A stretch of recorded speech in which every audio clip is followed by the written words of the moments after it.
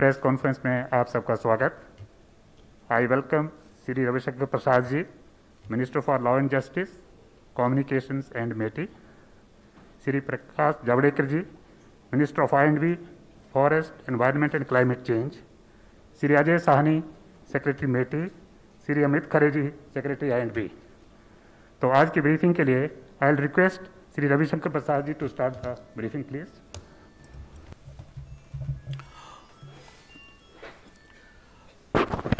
मित्र प्रकाश जी, पदाधिकारीगण और सभी I&B सेक्रेटरी और IT सेक्रेटरी और पत्रकार मित्रों, आज हम सोशल मीडिया के संबंध में गाइडलाइन और डिजिटल मीडिया और OTT के बारे में कोड ऑफ एथिक्स, इसको लेकर आपसे चर्चा करने के लिए उपस्थित हुए हैं। ये आपको हम बता दें कि जो सोशल मीडिया है, बाकी इंटरमीडियरी है, उसके संबंध में जो हमने गाइडलाइन बनाई है नई, उसको मैं प्रस्तुत करूंगा। और अब डिजिटल मीडिया और OTT के बारे में IT एक्ट के अंतर्गत ही हम लोगों ने वो एडमिनिस्ट्रेशन I&B को सौंपा है। तो I&B के द्वारा जो फाइनलाइज किया है, चर्चा करके बाद वो उस रूल के बारे में प्रकाश जी बताएंगे। Let me first lay down the ground rule very clearly. Social media is welcome to do business in India. They have done exceedingly well. They have got good business. They have got good number of users, and they have also empowered ordinary Indians. इसकी हम तारीफ करते हैं। व्यापार करें, पैसे कमाएं और सोशल मीडिया पर ऑर्डिनरी इंडियंस को आप मजबूत करें। आपका स्वागत है। The government welcomes criticism and the right to decent.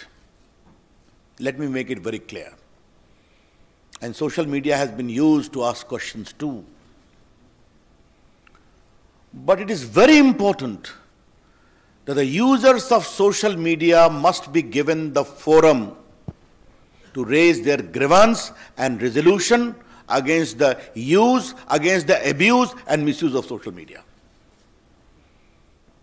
Let me repeat, it is very important that the social media users running into crores should also be given a proper forum for resolution of their grievances within a time-bound manner against the abuse and misuse of social media.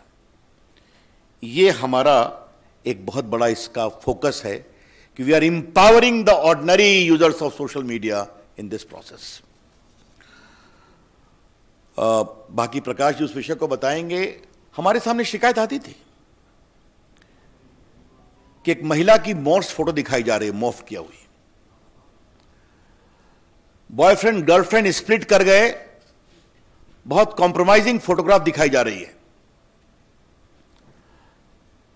ऐसे ऐसे presentation आ रहे हैं social media में which cannot be called civilised from any point of view, impinging upon dignity, compromising the civilized norms of existence. इसकी शिकायतें हमारे पास बहुत आई थी।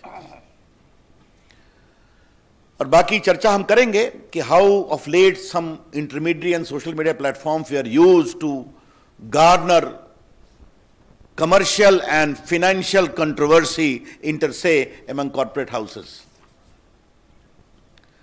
हमारे सामने ये भी शिकायत आई थी कि सोशल मीडिया को आजकल क्रिमिनल, टेररिस्ट देश में chaos, mayhem, वायलेंस को प्रमोट करने के लिए also from across the border कार्रवाई कर रहे हैं।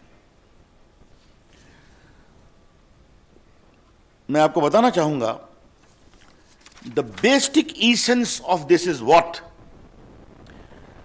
I would say it a soft touch oversight mechanism, where we are insisting upon the platforms to develop the mechanism and have a robust redressal of grievances.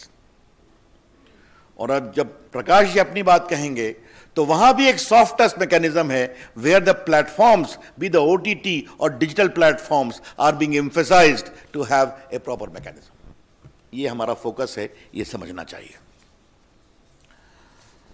मैं I am wish to share some statistics to you. Bharat में WhatsApp के users हैं 53 crore, YouTube users are 44.8 crore, Facebook users are 41 crore, Instagram users are 21 crore, and Twitter users are 1.75 crores.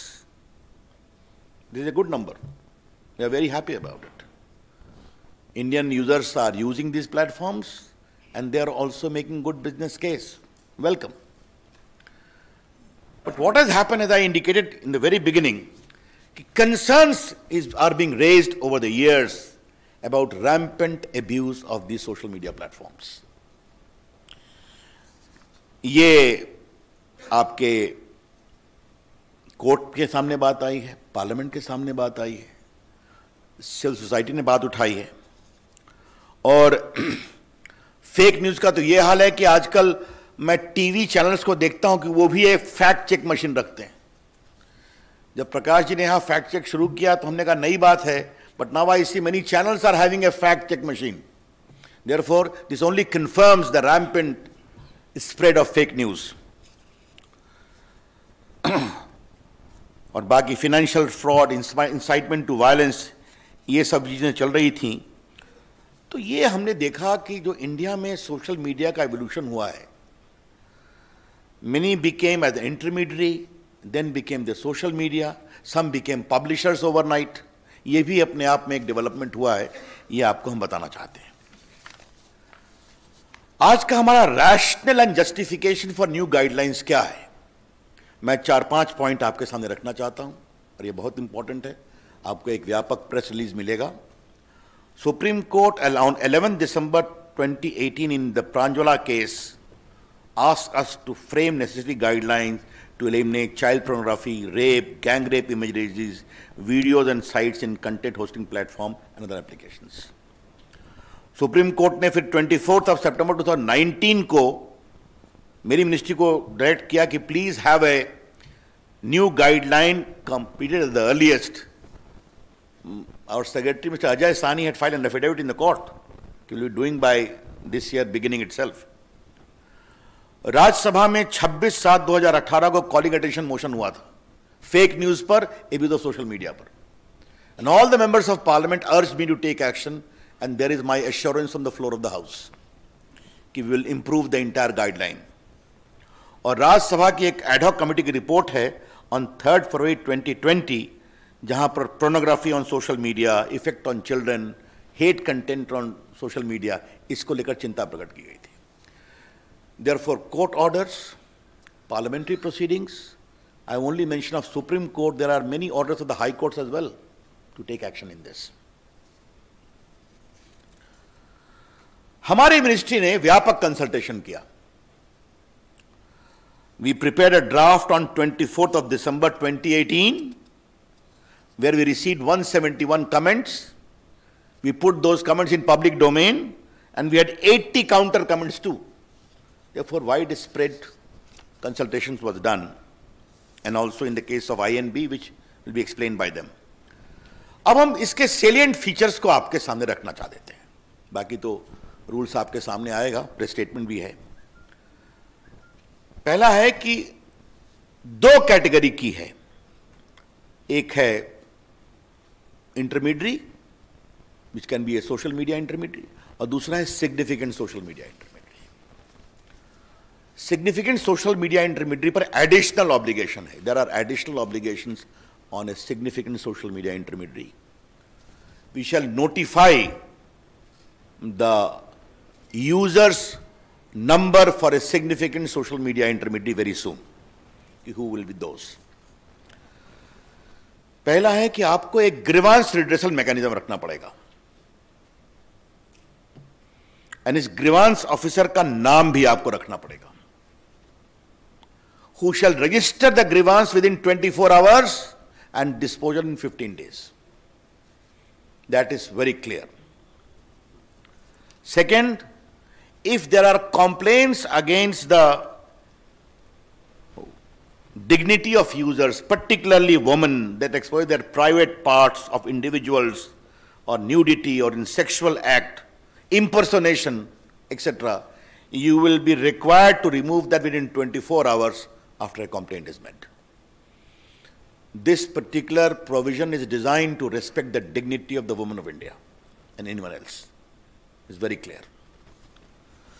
उसके बाद मैंने बता दिया आपको कि दो प्रकार के सोशल मीडिया होंगे.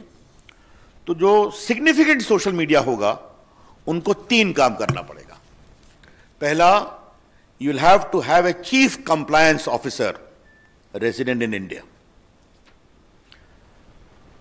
responsible for ensuring compliance of the acts and the rules.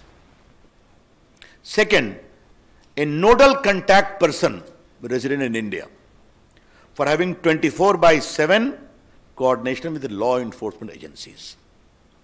तो पहला हो गया चीफ कंप्लायंस ऑफिसर, दूसरा हो गया नोडल कंटैक्ट पर्सन, तीसरा है appoint a resident grievance officer who shall perform the grievance redressal mechanism as I indicated. And next is, you must publish a monthly compliance report कि आपके पास कितने complaints आए, आपने उन पर क्या कार्रवाई किया और क्या रिड्रेसल किया.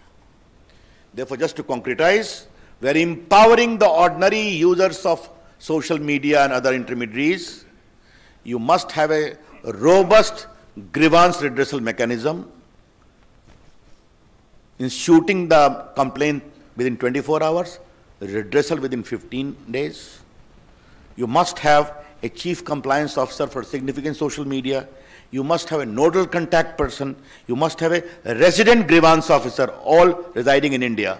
And you must give a monthly compliance report. ये बहुत स्पष्ट है. उसके बाद एक सवाल आता है फर्स्ट ओरिजिनेटर का कि खुराफात हुई, but who was the creator, who was the first creator of the mischief? बार बार चीजें रीट्वीट पर ट्वीट होनी शुरू होती हैं, कई बार महम शुरू हो जाता है ऑन व्हाट्सएप, मॉब लिंचिंग में. तो फर्स्ट ओरिजिनेटर कौन है इसके बारे में बताना पड़ेगा. This first originator will not, we don't like to have the content, क्योंकि कंटेंट तो बाहर आ जाता है, कई लोग ट्वीट रिट्वीट करते हैं. हु बिगैन द मिसचीफ, ये आपको बताना पड़ेगा.